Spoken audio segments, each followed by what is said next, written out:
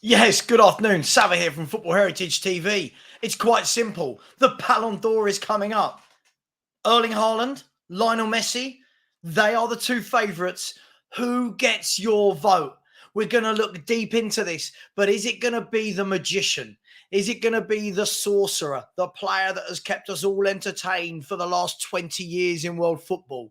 The guy that doesn't stop scoring, doesn't stop assisting, doesn't stop doing things that make your mouth drop, things that make you go, wow, he's done something different this week that we've never seen before. Or is it Erling Haaland, the beast, the machine, the unorthodox goal scorer? This man isn't the all-rounded footballer Messi is, but boy, does he know how to put the ball in the net. And didn't his team do really, really well? And surely his goals are enough, aren't they? Let's get into it after this.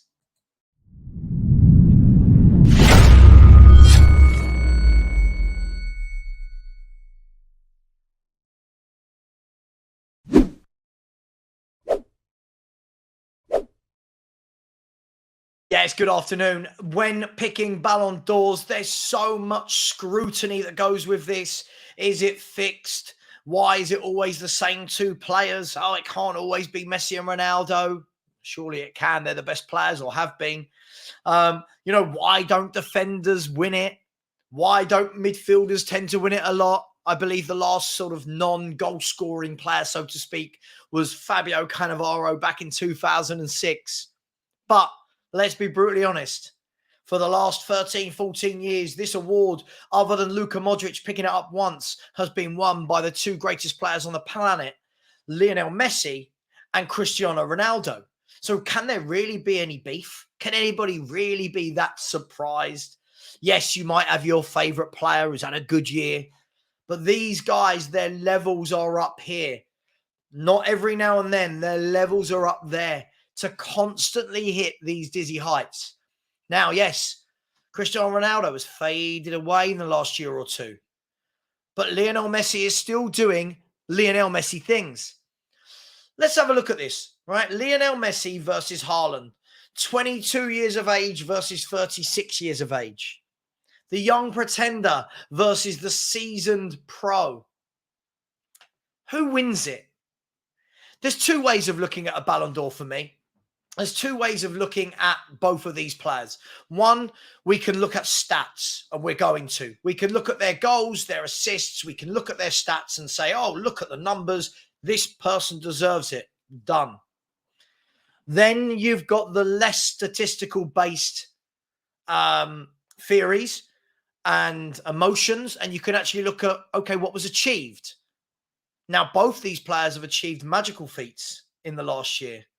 Both these players have helped drag their teams to the biggest trophies on the earth. But whose contribution was more significant? That could be one way of looking at it. It could be who scored more goals. But then you've got to look at, do they play the same? So we know Haaland's got more goals in that time, but Haaland is an out-and-out centre forward. That's his game.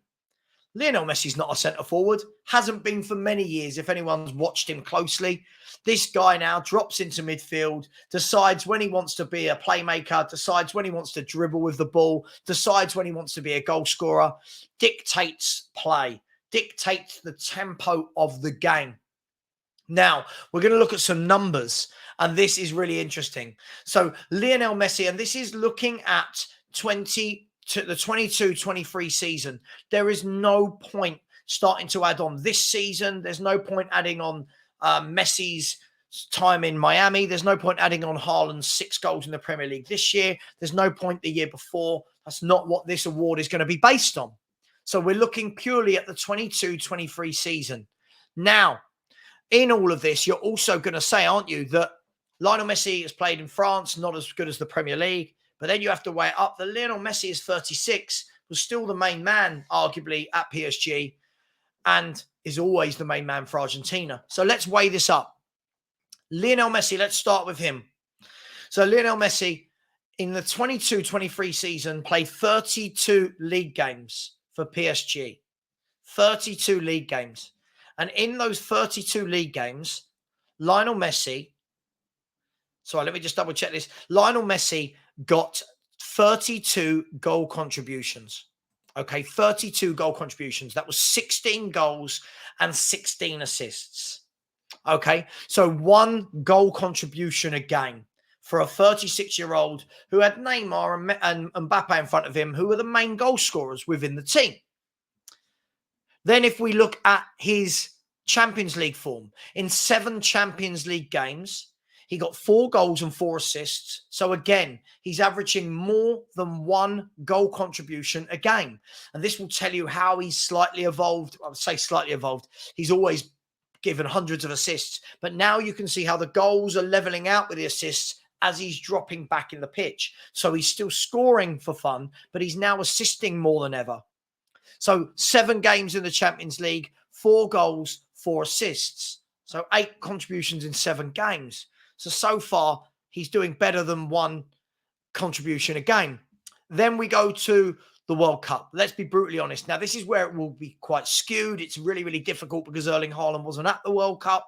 So this is slightly where it gets a bit skewed. So, you know, it is what it is. In the World Cup, Lionel Messi played 7 games, scored 7 goals and got 3 assists. In 7 games, he got 10 goal contributions for his country.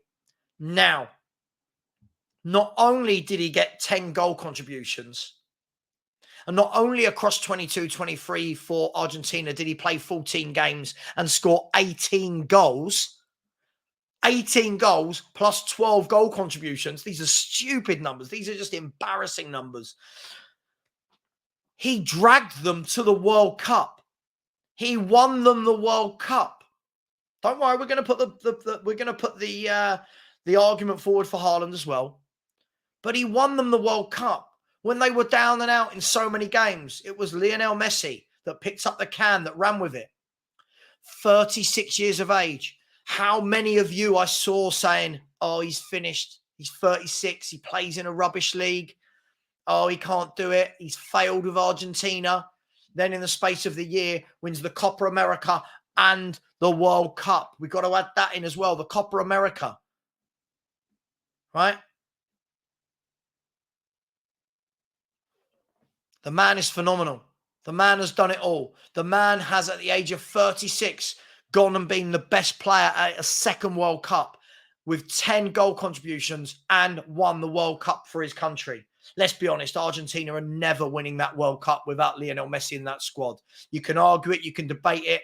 Alvarez scored some good goals, but let's be truly honest. Lionel Messi was a class above everybody at that tournament. Now, we go to Erling Haaland. Now, this boy's a freak of nature. Sorry, I do apologize. He's just turned 23, not 22. This guy's a freak of nature. I don't know about you. I've not seen a player like this before. Just a machine. I can't think of another player I liken him to, with the volume of goals, with the pace, with the power, with the heading ability, with that stature. I've not seen anything like this. Now, last year, this man in the league got 36 goals in 35 games. Ridiculous. And added 8 assists to that as well. So 44 goal contributions in 35 games in the league is frightening for him in the Premier League. Frightening. Like, who does that? That is just sublime. Then when you go to the Champions League, he played 11 games and got 12 goals and 1 assist. So 13 goal contributions in 11 games. So like Messi, the goal contributions far outweigh the number of games that he's played. It's madness. Then slightly more difficult because Norway didn't get to a World Cup. So it's really difficult. In the year, he played 6 games for Norway in the Nations League and scored 6 goals and 1 assist and 3 goals in friendlies as well. So across for Norway, he got 9 goals in 8 games during that time. In that time, Messi obviously played at World Cup as well, got 18 goals in 14 games. Now, the upshot to all of this is, what achievement is better? Is it Erling Haaland going and winning the treble? Now, Man City win the cup and win the league every year. That's not the incredible thing about Haaland joining. The incredible thing about Haaland joining was that elusive Champions League trophy that everyone said Pep Guardiola had to win or he flopped. He's been a flop. You can't say he's been a success. He's not won it. Well, he has now.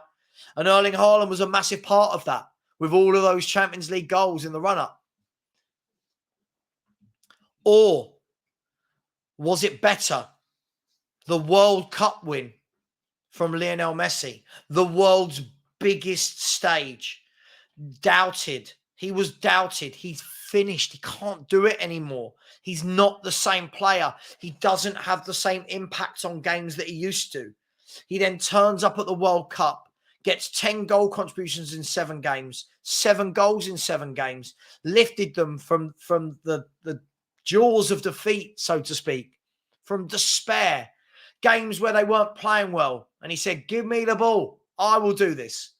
And then goes on to win the World Cup for Argentina. He's completed football. The Copa America, tick. The World Cup, tick. World record holder for Ballon d'Ors. Don't forget that. He's already got 7, tick. This will be 8 if he gets it. Champions League, multiple times over. Spanish League, multiple times over. Spanish Cup, Teams of the Year, Golden Boots, World's Best Goal Scorer, on and on and on. He's won more trophies than any other footballer that's ever played the game. Erling Haaland obviously can't have that because he's younger, so we can't hold that against Erling Haaland. For me, this is going to be fascinating to see how this pans out. If I had to put my hat on it, I would say that Messi gets it. But Erling Haaland, I think we can agree, will probably win this trophy multiple times. He could win it this year. I'm not saying he won't. For me, I'm going to go with Messi. But Erling Haaland, this guy is going to win the Ballon d'Or multiple times. It's mad. Every now and then a player comes along that is generational. Stop calling everyone generational. Haaland is. Messi was. Ronaldo was. Who wins the Ballon d'Or? Let me know your thoughts. Keep it clean. It's just a debate. It's just football. Keep it clean. Who wins the Ballon d'Or? Please like, please subscribe. We're now only 80 subscribers away from 11K. So please smash that button. And thank you for taking the time to watch. See you later. Bye-bye.